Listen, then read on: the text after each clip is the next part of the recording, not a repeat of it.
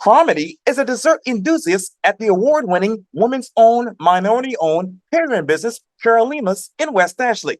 Today, I talk one-on-one with her about what's going on with the business right now for this edition of Quintin's Close-Ups. And if you haven't already, subscribe to my YouTube channel and like Quintin's Close-Ups on Facebook. Miss Ema Cromedy, welcome to Quintin's Close-Ups. Thank you so much for having me. I'm excited to be here.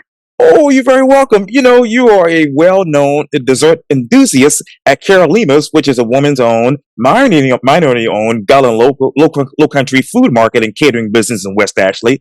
And I know that you specialize in Southern desserts that have been passed down from generations.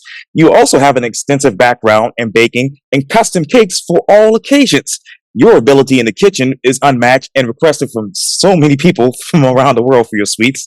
So let me ask you, what's new, what's now at Carolima's? So over here at Carolima's, we are just getting cranked up for wedding season, and we are working through the events that we have on the books. We are working on our season blend that we're hoping to get out hopefully by the end of the year. Wow. So, Miss Emma, tell me, how do you prepare for that from your perspective as a dessert enthusiast? So, as a dessert enthusiast, well, you know, my sister and I, we both own Carolima's together, and you know, everybody has their specific roles. Just so happened that mine happens to be the in-house baker, and she specifically handles savory. However, we both can cross over and get in where we fit in whenever we need it. Wow. So just preparing for that is just, you know, how we prepare meals at home for our families, just working together with the blends of seasonings that we enjoy using in our own home kitchen, and now hopefully bringing it to market. Wow. So what are you using at home, Ms. Ema, that you're bringing down to the market? So, I mean, when we cook, to me, it's just simple cooking. It's not that fancy, dry herbs or fresh herbs. We just cook with a simple salt, pepper, garlic blend, and that's what we want to bring to market. I'm sure we'll add a few other, you know, components to it, but that would be the base of it. Just a simple seasoning that you can put on anything. Wow. So what are those things that you're putting on your food today?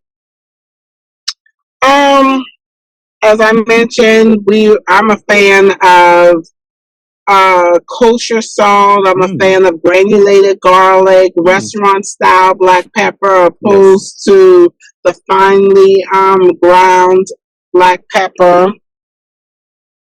Wow, wow. And so what has been so popular at Carolina so far?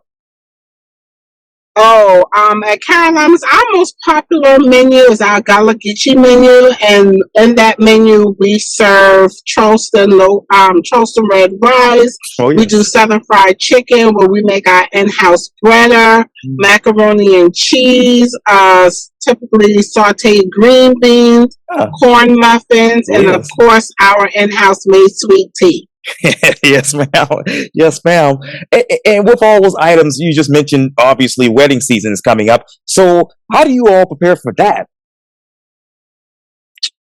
For wedding season, we're thankfully we're on the vendor list for about 10 to 12 different venues locally. So that's definitely helped us a lot. So when brides are coming to the area, or brides that are here are looking for a caterer at these particular venues, these venues, they recommend us along with their other preferred, you know, caterers. And if they're coming to the area and they're looking for a low country meal, then they would choose us because, of course, we have the authentic low country cuisine, being natives to the area.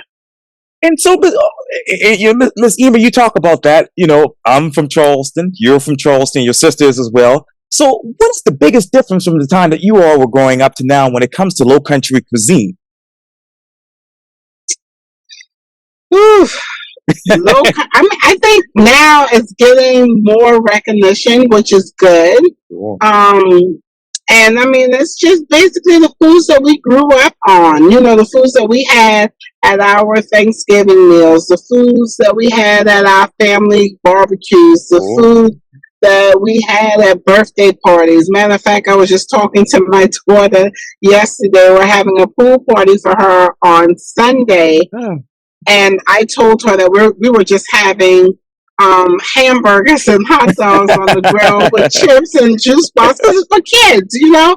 And she was like, "Mommy, we're not having fried chicken. We're not having red rice and macaroni mm. and cheese." And I'm just like, "No, no, we have a simple food." So it's like I said, it's the foods that we grew up on, but now we're able to offer it to the public. Good food, good service. That's what we're all about. And Miss Ema, and I grew up on crab cracks down on the east side of Charleston too, so we had that a lot as well. But what are those foods that you all grew up with that you know now that you're actually cooking for people and people actually like? I would say okra soup, Huh? okra perlo, Huh? definitely seafood salad. Wow. Um, so we make a seafood salad with crab meat and shrimp. Mm. Um, what else? Peach cobbler. And being that I am the baker, I am a stickler for pound cake. Like, I think it's a dessert that's simple but doesn't necessarily get notoriety. And I love pound cake. Different flavors of pound cake, regular pound cake, grilled pound Mm. cake made with shortcake with, Huh? whipped cream and fresh Sure. berries, all of it. So yeah, those are the kind of foods that we grew up on that we're cooking now for the public, and people are just enjoying it. Wow. And what are those other foods, Miss Ema, that we all grew up here in the Low Country on that should be recognized right now, but it's not? Ooh, what should be recognized, but it's not. I mean, I feel like everything is being brought to the forefront. Mm. Um, maybe the style, Oh yes. like maybe the style of foods, because like for example, Yes, ma'am. pork belly is big in the restaurants. Oh yeah. You know, we all grew up on butts meat, which is the Yes. same thing as pork belly. So just items, items like that that are now on the horizon, but just maybe spotlighting it in the Gullah culture and cuisine. Mm. And what is, for lack of a better word, Miss Ema, what is the state of Bella cuisine as you know it? The state of Gullah cuisine as I know it would just be cooking with local foods, cooking with fresh seafood, and just the various methods and seasonings that we use. Mm. So, what's your personal method and what's your personal seasoning? Um, my personal seasoning, again, it's simple. Yes, ma'am. It's just the simple things that you already have in your cabinets now, nothing over the top. And as far as method goes, I mean, cooking with love.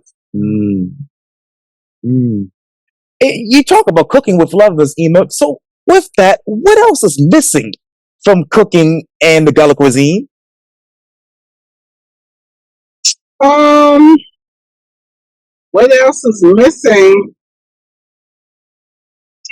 I mean, I don't see anything else missing right now. Because, like I said, I feel like we're getting the spotlight. People are now embracing the Gullah culture, the Gullah cuisine. It's being prepared. It's being offered. People are embracing it. So, yeah. Wow. And Miss Emma, you talk about that. Where do you see the Gullah cuisine headed in the next 5 to 10 years? I mean, it's only up from here. Yes. Yes. And you talk about obviously cooking with love. So when you are in the kitchen, Miss Emma, what is it like to be you in the kitchen?